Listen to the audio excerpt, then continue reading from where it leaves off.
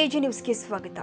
ಉತ್ತರ ಕನ್ನಡ ಜಿಲ್ಲೆಯ ಹಳಿಯಾಳ ವಿಧಾನಸಭಾ ಕ್ಷೇತ್ರದ ವ್ಯಾಪ್ತಿಯಲ್ಲಿ ಬರುವ ರಾಮನಗರದ ಕಿತ್ತೂರಾಣಿ ಚೆನ್ನಮ್ಮನವರ ವಸತಿ ಶಾಲೆಯಲ್ಲಿ ಹಮ್ಮಿಕೊಂಡಿದ್ದ ಪಂಚಾಯತ್ ರಾಜ್ ಇಂಜಿನಿಯರಿಂಗ್ ಇಲಾಖೆ ವತಿಯಿಂದ ಅಭಿವೃದ್ಧಿ ಕಾಮಗಾರಿ ಉದ್ಘಾಟನೆ, ಹೆಚ್ಚು ಅಂಕ ಪಡೆದ ಎಸ್ಎಸ್ಎಲ್ಸಿ ಮಕ್ಕಳಿಗೆ ಲ್ಯಾಪ್ಟಾಪ್ ವಿತರಣೆ, ತಾಲೂಕು ಪಂಚಾಯಿತಿ ವತಿಯಿಂದ ಅಂಗನವಾಡಿ ಕಾರ್ಯಕರ್ತರುಗಳಿಗೆ ಕುಕ್ಕರ್ ವಿತರಣೆ ಕಾರ್ಯಕ್ರಮ ಭಾಗವಹಿಸಿ ವಿತರಣೆ ಮಾಡಿ ನಂತರ ನಮ್ಮ ನ್ಯೂಸ್ ಸಮೂಹದ ರಾಜ್ಯ ಉಪಸಂಪಾದಕ ಬಸವರಾಜ್ ನಡೆಸಿದ ಸಂವಾದದಲ್ಲಿ ಮಾತನಾಡಿದ ಹಳಿಯಾಳ ವಿಧಾನಸಭಾ ಕ್ಷೇತ್ರದ ಶಾಸಕರು ಹಾಗೂ ಕಾಂಗ್ರೆಸ್ ಹಿರಿಯ ನಾಯಕರು ಆದ ಶ್ರೀ ಆರ್.ವಿ. ದೇಶಪಾಂಡೆ ಅವರು ಕ್ಷೇತ್ರದ ಅಭಿವೃದ್ಧಿ ಕೆಲಸಗಳು, ಹಳಿಯಾಳ ಪ್ರತ್ಯೇಕ ಜಿಲ್ಲೆ ಹಾಗೂ 2028ಕ್ಕೆ ಹಳಿಯಾಳ ಕ್ಷೇತ್ರದಿಂದ ಸ್ಪರ್ಧೆ ಬಗ್ಗೆ ಕೇಳಿದ ಪ್ರಶ್ನೆಗಳಿಗೆ ಉತ್ತರ ಕೊಟ್ಟಿದ್ದಾರೆ. ರ್ಯಾಂಕ್ ತಗೊಂಡವರಿಗೆ 3 ಲ್ಯಾಪ್ಟಾಪ್ ಕೊಟ್ಟಿದ್ದೇವೆ.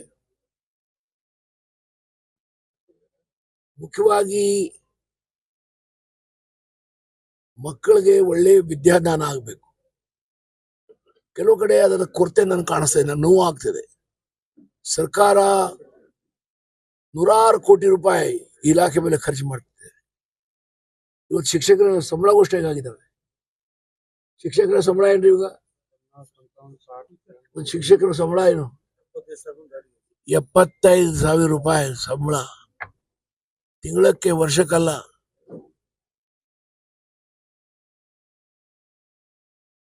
ತಗೊಳ್ಳಿ, 75 ಅಲ್ಲ, 1 ಲಕ್ಷ ರೂಪಾಯಿ ತಗೊಳ್ಳಿ.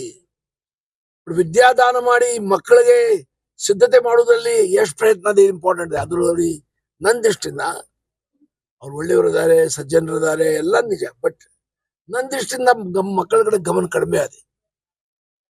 ಒಂದು ನಂದು ಡ್ಯೂಟಿ, ನಾ ಮಾಡ್ಬೇಕಂತ ಡ್ಯೂಟಿ ಮಾಡ್ತಾ ಇದ್ದಾರೆ ವಿನಾ ಈ ಮಕ್ಕಳ ನನ್ನ ಮಕ್ಕಳು ಇಲ್ಲಿ ವಾಸ ಮಾಡ್ತಾರೆ. ಇವ್ರು ಚೆನ್ನಾಗಿ ಪಾಠ ಮಾಡಿ ರ್ಯಾಂಕ್ ತಗೊಂಡು ಇವ್ರ ಜೀವನದಲ್ಲಿ ಯಶಸ್ವಿ ಆಗ್ಬೇಕು. ಡಾಕ್ಟರ್ಸ್ ಆಗ್ಬೇಕು, ಎಂಜಿನಿಯರ್ಸ್ ಆಗ್ಬೇಕು, ನ್ಯಾಯವಾದಿ ಆಗ್ಬೇಕು, ಪ್ರೊಫೆಸರ್ಸ್ ಆಗ್ಬೇಕು. ಆ ಭಾವನೆ ಮನಸ್ಸಲ್ಲಿ ಇರ್ಬಹುದು, ಬಟ್ ಅನುಷ್ಠಾನದಲ್ಲಿ ಬರ್ತಾ ಇಲ್ಲ. ಅದ್ರ ಬಗ್ಗೆ ನನಗೆ ಬಹಳಷ್ಟು ನೋವು ಆಗ್ತದೆ. ನಾವು ನಿಜವಾಗಿ ಜನಪ್ರತಿನಿಧಿ ಆಗಿ ನಿಜವಾಗಿ ಕೆಲಸ ಮಾಡ್ತಾ ಇದ್ದಾವೋ, ಏನ್ ರೂಟೀನ್ ಹೋಗೋದು, ಶಾಲಾ ಕನ್ನಡ ಬಂದ್ಬಿಡುದು ವಾಪಸ್ಸು. ಈಗ ಸರ್ಕಾರ ಶಿಕ್ಷಕರ ಸಂಬಳ ಮೇಲೆ ಮತ್ತು ಶಿಕ್ಷಣ ಇಲಾಖೆ ಮೇಲೆ ಎಷ್ಟು ಹಣ ಖರ್ಚು ಮಾಡ್ತಾ ಇದೆ. ಯಾಕೆ? ಅದು ಒಂದು ಶಿಕ್ಷಣ ಕ್ಷೇತ್ರ ಅಂದ್ರೆ ಮುಖ್ಯವಾದ ಕ್ಷೇತ್ರ, ಪವಿತ್ರವಾದ ಕ್ಷೇತ್ರ. ಈ ಕ್ಷೇತ್ರಕ್ಕೆ ಎಷ್ಟು ಉತ್ತೇಜನ ನಾವು ಕೊಡ್ತೇವೆ ಅಷ್ಟು ಇಂಪಾರ್ಟೆಂಟ್. ಆರೋಗ್ಯ, ಶಿಕ್ಷಣ ಎರಡು ಇಂಪಾರ್ಟೆಂಟ್ ಖಾತೆ ಉಳಿದವು. ಆ ದಿಕ್ಕಿನಲ್ಲಿ ಸರ್ಕಾರಗಳು ಪ್ರಯತ್ನ ಮಾಡ್ತಾ ಇವೆ. ಬಟ್ ಆ ಪ್ರಮಾಣದಲ್ಲಿ ಫಲಗಳು ಬರ್ತಾ ಇಲ್ಲ. ಇದು ನನ್ನ ಅನಿಸಿಕೆ. ಈಗ ಇನ್ನೊಂದು ಸರ್, ವಿಶೇಷವಾಗಿ ಒಂದ್ ರೀತಿ SLC ಮಕ್ಕಳುಗಳು ವಿಶೇಷವಾಗಿ 3 ಎಕ್ಸಾಮ್ ಮುಗಿಸಿದೆ ಸರ್, ಇನ್ನ 3 ಎಕ್ಸಾಮ್ ಇದಾವೆ. ವಿಶೇಷವಾಗಿ ಅವ್ರಿಗೆ ಏನ್ ಹೇಳಿಕ್ ಬಯಸ್ತೀರಾ ಸರ್? ಚೆನ್ನಾಗಿ ಬರೀರಿ. ಯಾವ ಮಕ್ಕಳು ಗೈರು ಆಗಬಾರ್ದು, ಗೈರು ಆಗೋದಿಲ್ಲ. ಪಾಲಕರ ಮೇಲೆ ದೊಡ್ಡ ಜವಾಬ್ದಾರಿ ಅದೇ. ಸರಿಯಾದ ಮಾರ್ಗದರ್ಶನ ಮಾಡೋದು ಮಕ್ಕಳಿಗೆ. ಮಕ್ಕಳು ಜೀವನದಲ್ಲಿ ಯಶಸ್ವಿ ಆಗ್ಬೇಕಾದ್ರೆ ಕೇವಲ SSLC ಪಾಸು ಫೇಲ್ ಆಗಿ ಏನ್ ಮಾಡ್ಲಿಕ್ಕೆ ಬರ್ತದೆ ಹೇಳಿ? ಇದು ಸ್ಪರ್ಧೆ ಯುಗ. ಹೆಜ್ಜೆ ಹೆಜ್ಜೆಗೆ ಸ್ಪರ್ಧೆ ನಡೀತಾ ಇದೆ. ವಿಶ್ವ ಒಂದು ಸಣ್ಣ ಹಳ್ಳಿ ಆಗಿದೆ. ಸ್ಪರ್ಧೆ ತೀವ್ರ ಆಗಿದೆ. ಇಂಥ ಪರಿಸ್ಥಿತಿಯಲ್ಲಿ ನಮ್ಮ ಮಕ್ಕಳು ಬುದ್ಧಿವಂತರು ಆಗಬೇಕು, ಈ ವಿಶ್ವದ ಸ್ಪರ್ಧೆಯಲ್ಲಿ ಉತ್ತೀರ್ಣ ಆಗಬೇಕು. ಆ ದಿಕ್ಕಿನಲ್ಲಿ ಆ ಸಿದ್ಧತೆ ಮಾಡಿ ಆ ಮಕ್ಕಳಿಗೆ ನಾವು ತಯಾರು ಮಾಡಬೇಕಾಗ್ತದೆ. ಆ ದಿಕ್ಕಿನಲ್ಲಿ ಎಲ್ಲಾ ಕಡೆ ಪ್ರಯತ್ನ ಆಗಬೇಕು. ನಾವು ರಾಜಕಾರಣಿ ಆಗಿ ಸಹ ಬೇಕಾಗುವ ಮೂಲಭೂತ ಸೌಕರ್ಯಗಳು, ಮಾನವ ಸಂಪನ್ಮೂಲಗಳು ಅವು ಸಹ ನಾವು ಪೂರೈಸಬೇಕಾಗ್ತದೆ. ಜನಪ್ರತಿನಿಧಿ ಆಗಿ ನಮ್ಮ ಭಾಗದ ಜವಾಬ್ದಾರಿ ನಾವು ತಗೊಳ್ಬೇಕಾಗ್ತದೆ. ಶಾಲಾ ಕಟ್ಟಡ ಆಗ್ಬೇಕಾಗ್ತದೆ. ಮತ್ತು ಕ್ರೀಡೆಯಲ್ಲಿ ಸಹ ಮಕ್ಕಳ ಹೆಚ್ಚಿನ ಆಸಕ್ತಿ ತಗೊಳ್ಬೇಕು, ಬಹಳ ಇಂಪಾರ್ಟೆಂಟ್. ಅದ್ರೊಳಗೆ ಎಲ್ಲರೂ ಏನು ಮಿಲ್ಖಾ ಸಿಂಗ್ ಆಗೋದಿಲ್ಲ. ಒಳ್ಳೆ ಆರೋಗ್ಯ ಇದ್ರೆ ಒಳ್ಳೆ ವಿದ್ಯಾಭ್ಯಾಸ ಮಾಡಬಹುದು, ಜೀವನದಲ್ಲಿ ಯಶಸ್ವಿ ಆಗ್ಬಹುದು. ರಾಮನಗರನ ಒಂದ್ ರೀತಿ ಮೇಲ್ದರ್ಜೆಗೆ ಏರಿಸಬೇಕು ಅಂತ ಹೇಳ್ಬಿಟ್ಟು ಒಂದು ಇದೆ ಸರ್. ಪಟ್ಟಣ ಪಂಚಾಯತಿ ಮಾಡ್ಬೇಕು, ಇನ್ನೊಂದ್ ಕಡೆ ರಾಮನಗರ ಪ್ರತ್ಯೇಕ ತಾಲೂಕು ಆಗ್ಬೇಕು ಅಂತ ಹೇಳ್ಬಿಟ್ಟು. ಏನ್ರಿ ರಾಮನಗರ ಈಗ ಪಂಚಾಯತ್ ಅದೇ ಅಲ್ಲ, ಪಟ್ಟಣ ಪಂಚಾಯತಿ ಪಟ್ಟಣ ಪಂಚಾಯತ್ ಆಗ್ಬೇಕಾದ್ರೆ ನಂದೇ ತಕರಾರು ಬಿಟ್ರೆ ಅದು ಜನಸಂಖ್ಯೆ ಅಷ್ಟಿರ್ಬೇಕಲ್ಲ. ಹ್ಞೂ ಸರ್. ಹ್ಞೂ ಸರ್. ಜೋಡ ತಾಲೂಕಾ ಜೋಡ ತಾಲೂಕಾ ಜೋಡ ತಾಲೂಕಾ ಅನ್ನೋದಿಲ್ಲ. ಹ್ಞೂ ಸರ್. ಪಟ್ಟಣ ಇಂಡಿಪೆಂಡೆಂಟ್ ತಾಲೂಕು ಹೆಂಗ್ ಮಾಡಕ್ ಬರ್ತದೆ? ಸರ್ ನಿನ್ನೆ ಜನಸಂಖ್ಯೆ ಬೇಕಲ್ಲ. ಸುಮ್ಮನೆ ಸುಳ್ಳು ಹೇಳಿ ಮಾಡ್ಕೊಂಡು ಹೋಗೋದೇನ ಆಡ್ತೀನಿ. ಸರ್ ನಿನ್ನೆ ರಾಜಕಾರಣದಲ್ಲಿ ವಿಶೇಷವಾಗಿ ಸತೀಶ್ ಜಾರಕಿಹೊಳಿ ಅವರು ಮತ್ತೆ ಕುಮಾರಸ್ವಾಮಿ ಮತ್ತೆ ದೇವೇಗೌಡರನ್ನ ಭೇಟಿಯಾಗಿದ್ದಾರೆ. ಎಲ್ಲ ಒಂದ್ ಕಡೆ ಸಾಕಷ್ಟು ವಿವಿಧ ರೀತಿಯ ಚರ್ಚೆ ಆಗ್ತಾ ಇದೆ. ಏನೇನ ಸತೀಶ್ ಜಾರಕಿಹೊಳಿ ಅವರು ಒಂದ್ ರೀತಿ HD ಕುಮಾರಸ್ವಾಮಿ ಮತ್ತೆ ದೇವೇಗೌಡರನ್ನ ಭೇಟಿಯಾಗಿ ಚರ್ಚೆ ಮಾಡಿರ್ತಕ್ಕಂಥದ್ದು ಹನಿ ಟ್ರ್ಯಾಪ್ ವಿರುದ್ಧ ಏನೋ ಕಂಪ್ಲೇಂಟ್ ಕೊಡಕ್ ಹೋದಾಗ. ನನಗೆ ಗೊತ್ತಿರ್ಬಾರ್ದು. ನಾನು ಕೇಳಿಲ್ಲ, ಪತ್ರಿಕೆಯಲ್ಲಿ ಓದಿಲ್ಲ. ಇವತ್ತೆಲ್ಲ 3-4 ಪತ್ರಿಕೆ ಓದಿನಿ ನಾನು. ಎಲ್ಲೇನು ಸತೀಶ್ ಜಾರಕಿಹೊಳಿ ಇಂಥವ್ರು ಬೆಟ್ಟ ಆದ್ರೆ ಅಂತ ಪೇಪರ್ದಲ್ಲಿ ಇಲ್ಲ. ನಿಮ್ ಕಡೆ ರಾಂಗ್ ಪೇಪರ್ ಯಾವ್ದಾದ್ರು ಓದಿದ್ರಿ ನೀವು? ಇಲ್ಲ ಸರ್. ಯಾವ್ದಾದ್ರು ಓದಿದ್ರಿ ನೀವು? ಇಲ್ಲ ಸರ್. ಯಾವ ತಪ್ಪು ಜಾಗದಲ್ಲಿ ಪ್ರಿಂಟ್ ಆಗಿದ್ದ ಪೇಪರ್ ನಿಮ್ ಕೈಯಾಗ ಸಿಕ್ಕಿದೆ ಸರ್. ಅದಲ್ಲ. ಹಾಗಾಗಿ ಏನಿಲ್ಲ, ತಪ್ಪದೇನಿಲ್ಲ. ಸರ್. ಮತ್ತೆ ಇನ್ನೊಂದು ಏನಾರು ಮತ್ತೆ ಇದು ಬಂದ್ರೆ ಇಂಥ ಸಂದರ್ಭದಲ್ಲಿ ಸಾಕಷ್ಟು CMಗಳು ಚೇಂಜ್ ಆಗ್ಬೇಕು ಅಂತ ಒಂದಿದೆ ಸರ್. ಒಂದ್ ಕಡೆ ಸತೀಶ್ ಜಾರಕಿಹೊಳಿ ಆಗ್ಬೇಕು ಅಂತ, ಒಂದ್ ಕಡೆ ನೀವು ಆಗ್ಬೇಕು ಅಂತಾನು ಇದಿದೆ ಸರ್, ಒಂದ್ ಕಡೆ ಪರಮೇಶ್ವರ್ ಆಗ್ಬೇಕು ಅಂತ ಇದಿದೆ. ಇಂಥ ಸಂದರ್ಭದಲ್ಲಿ ತಾವು ಏನಾರು ನೋಡಿ, ನಿಮ್ಗೆ ಯಾರು ಈ ಸುದ್ದಿ ಕೊಡ್ತಾರೋ ಗೊತ್ತಿಲ್ಲ. ನೀವು ಮೂಲೆಯಲ್ಲಿ ಅದಿರಿ. ಗಾಳಿ ಇರತಕ್ಕ ಬಂದ್ ಮುಟ್ಟುದಿಲ್ಲ.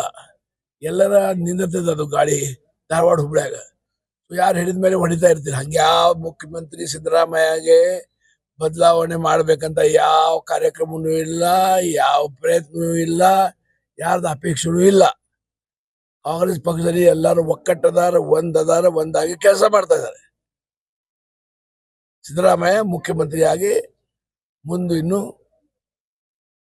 ಇರ್ತಾರೆ. ಅದೇ ರೀತಿ ತಲೆ ಕೆಡ್ಸ್ಕೊಳಕ್ ಹೋಗ್ಬೇಡ್ರಿ.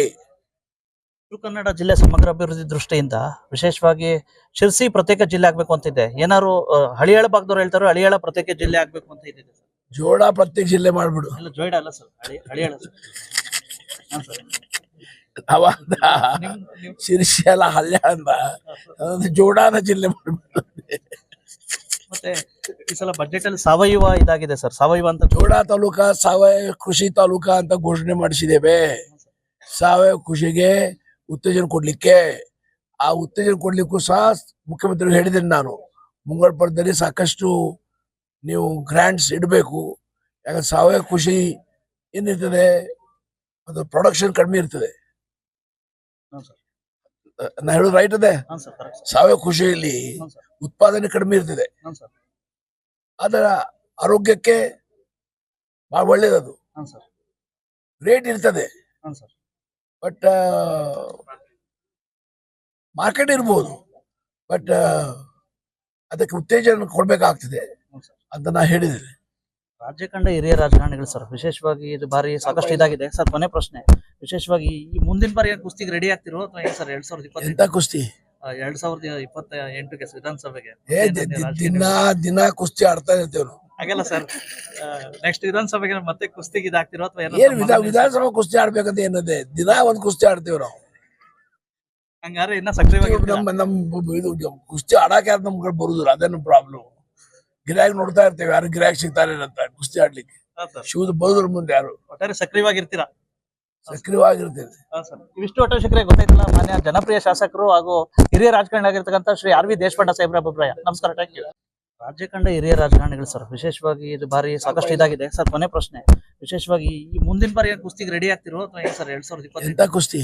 2028ಗೆ ವಿಧಾನಸಭೆಗೆ ದಿನ ಕುಸ್ತಿ ಆಡ್ತಾ ಇರ್ತೇವೆ ನಾವು. ಹಾಗಲ್ಲ ಸರ್, ನೆಕ್ಸ್ಟ್ ವಿಧಾನಸಭೆಗೆ ಮತ್ತೆ ಕುಸ್ತಿಗೆ ಇದಾಗ್ತಿರೋ ಅಥವಾ ಏನ್ ವಿಧಾನಸಭಾ ಕುಸ್ತಿ ಆಡ್ಬೇಕಂತ ಏನದೆ? ದಿನ ಒಂದ್ ಕುಸ್ತಿ ಆಡ್ತೇವೆ ನಾವು. ಹಂಗಾರೆ ಇನ್ನ ಸಕ್ರಿಯವಾಗಿ ನಮ್ ಇದು ಕುಸ್ತಿ ಆಡಾಕ ಯಾರು ನಮ್ ಕಡೆ ಬರುದಿಲ್ಲ, ಅದೇನು ಪ್ರಾಬ್ಲಮ್. ಗಿರಾಕಿ ನೋಡ್ತಾ ಇರ್ತೇವೆ, ಯಾರು ಗಿರಾಕಿ ಸಿಗ್ತಾರೆ ಅಂತ ಕುಸ್ತಿ ಆಡ್ಲಿಕ್ಕೆ. ಶಿವದ ಬರೋದ್ರ ಮುಂದೆ ಯಾರು ಒಟ್ಟಾರೆ ಸಕ್ರಿಯವಾಗಿರ್ತೀರಾ? ಸಕ್ರಿಯವಾಗಿರ್ತೇವೆ. ಉತ್ತರ ಕನ್ನಡ ಜಿಲ್ಲೆ ಸಮಗ್ರ ಅಭಿವೃದ್ಧಿ ದೃಷ್ಟಿಯಿಂದ ವಿಶೇಷವಾಗಿ ಶಿರ್ಸಿ ಪ್ರತ್ಯೇಕ ಜಿಲ್ಲೆ ಆಗ್ಬೇಕು ಅಂತಿದೆ. ಏನಾರು ಹಳಿಯಾಳ ಭಾಗದವ್ರು ಹೇಳ್ತಾರೋ ಹಳಿಯಾಳ ಪ್ರತ್ಯೇಕ ಜಿಲ್ಲೆ ಆಗ್ಬೇಕು ಅಂತ ಇದೆ ಸರ್. ಜೋಡ ಪ್ರತ್ಯೇಕ ಜಿಲ್ಲೆ ಮಾಡ್ಬಿಡು. ಇಲ್ಲ, ಜೋಯಿಡ ಅಲ್ಲ ಸರ್, ಹಳಿಯಾಳ ಸರ್. ಅವಾಗ ಶಿರ್ಸಿ ಅಲ್ಲ, ಹಳ್ಯಾಳ ಜೋಡಾನ ಜಿಲ್ಲೆ ಮಾಡ್ಬಿಡು. ಮತ್ತೆ ಈ ಸಲ ಬಜೆಟ್ ಅಲ್ಲಿ ಸಾವಯವ ಇದಾಗಿದೆ ಸರ್. ಸಾವಯವ ಅಂತ ಜೋಡ ತಾಲೂಕಾ ಸಾವಯವ ಕೃಷಿ ತಾಲೂಕಾ ಅಂತ ಘೋಷಣೆ ಮಾಡಿಸಿದ್ದೇವೆ. ಸಾವಯವ ಕೃಷಿಗೆ ಉತ್ತೇಜನ ಕೊಡ್ಲಿಕ್ಕೆ, ಆ ಉತ್ತೇಜನ ಕೊಡ್ಲಿಕ್ಕೂ ಸಹ ಮುಖ್ಯಮಂತ್ರಿ ಹೇಳಿದ್ದೇನೆ ನಾನು. ಮುಂಗಳ್ಪರದಲ್ಲಿ ಉತ್ತರ ಕನ್ನಡ ಜಿಲ್ಲೆ ಸಮಗ್ರ ಅಭಿವೃದ್ಧಿ ದೃಷ್ಟಿಯಿಂದ ವಿಶೇಷವಾಗಿ ಶಿರ್ಸಿ ಪ್ರತ್ಯೇಕ ಜಿಲ್ಲೆ ಆಗ್ಬೇಕು ಅಂತ ಇದೆ. ಏನಾದ್ರು ಹಳಿಯಾಳ ಭಾಗದವ್ರು ಹೇಳ್ತಾರೋ ಹಳಿಯಾಳ ಪ್ರತ್ಯೇಕ ಜಿಲ್ಲೆ ಆಗ್ಬೇಕು ಅಂತ ಇದೆ ಸರ್. ಜೋಡ ಪ್ರತ್ಯೇಕ ಜಿಲ್ಲೆ ಮಾಡ್ಬಿಡು. ಎಲ್ಲ ಜೋಯಿಡ ಅಲ್ಲ ಸರ್, ಹಳಿಯಾಳ ಸರ್. ಹಾಂ ಸರ್. ಅವಾಗ ಶಿರ್ಸಿ ಅಲ್ಲ ಹಳ್ಯಾಳ ಜೋಡಾನ ಜಿಲ್ಲೆ ಮಾಡ್ಬಿಡು. ಮತ್ತೆ ಈ ಸಲ ಬಜೆಟ್ ಅಲ್ಲಿ ಸಾವಯವ ಇದಾಗಿದೆ ಸರ್, ಸಾವಯವ ಅಂತ ಜೋಡ ತಾಲೂಕಾ ಸಾವಯವ ಕೃಷಿ ತಾಲೂಕಾ ಅಂತ ಘೋಷಣೆ ಮಾಡಿಸಿದ್ದೇವೆ. ಸಾವಯವ ಕೃಷಿಗೆ ಉತ್ತೇಜನ ಕೊಡ್ಲಿಕ್ಕೆ, ಆ ಉತ್ತೇಜನ ಕೊಡ್ಲಿಕ್ಕೂ ಸಹ ಮುಖ್ಯಮಂತ್ರಿ ಹೇಳಿದ್ದೇನೆ ನಾನು ಮುಂಗಳ್ಪರದಲ್ಲಿ. ವಿಷ್ಣು ಅಟೋಶಿಖರೆ ಗೊತ್ತಾಯ್ತಲ್ಲ, ಮಾನ್ಯ ಜನಪ್ರಿಯ ಶಾಸಕರು ಹಾಗೂ ಹಿರಿಯ ರಾಜಕಾರಣಿ ಆಗಿರ್ತಕ್ಕಂಥ ಶ್ರೀ ಆರ್ ವಿ ದೇಶಪಾಂಡೆ ಸಾಹೇಬ್ರ ಅಭಿಪ್ರಾಯ. ನಮಸ್ಕಾರ. ಈ ಸಂದರ್ಭದಲ್ಲಿ ಜೋಯಿತಾ ತಾಲೂಕು ಆಡಳಿತ ವರ್ಗದ ಸರ್ವ ಅಧಿಕಾರಿಗಳು, ಸಿಬ್ಬಂದಿ ವರ್ಗ ಹಾಗೂ ಅಭಿಯಂತರರು ಹಾಗೂ ಶಿಕ್ಷಕರು, ಕಾಂಗ್ರೆಸ್ ಮುಖಂಡರು ಉಪಸ್ಥಿತರಿದ್ದರು. ಕನ್ನಡಿಗರ ಮೆಚ್ಚಿನ ನಿಮ್ಮ AJ 24/7 ನ್ಯೂಸ್ ಕನ್ನಡ ವಾಹಿನಿ ಇದೀಗ ಟಿವಿಯಲ್ಲಿ ಲಭ್ಯ. ವೇಳೆ ನೋಟಿಸ್ ಕೊಟ್ಟಿದ್ರೆ ವಾಪಸ್ ತಗೋತೀವಿ. ಇವತ್ತು ವಕ್ಫ್ ಪ್ರಾಪರ್ಟಿ ಅಂತೇಳಿ ಬರ್ತದೆ ಅಂತ ಹೇಳಿದ್ರೆ ರೈತರು ಬೀದಿಗೆ ಬದಲು ಏನ್ ಮಾಡ್ಬೇಕಾಗತ್ತೆ? ಯಾರು ವೋಟ್ ಹಾಕಿಲ್ಲ ಅಂದ್ರೆ ಗ್ಯಾರಂಟಿನೆಲ್ಲ ಸ್ಟಾಪ್ ಮಾಡ್ಬಿಡ್ತೀವಿ.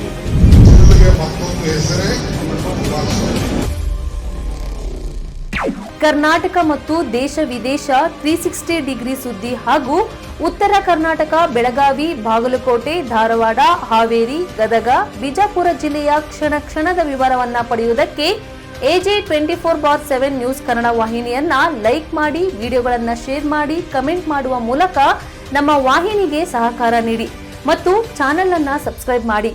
ಧನ್ಯವಾದಗಳು.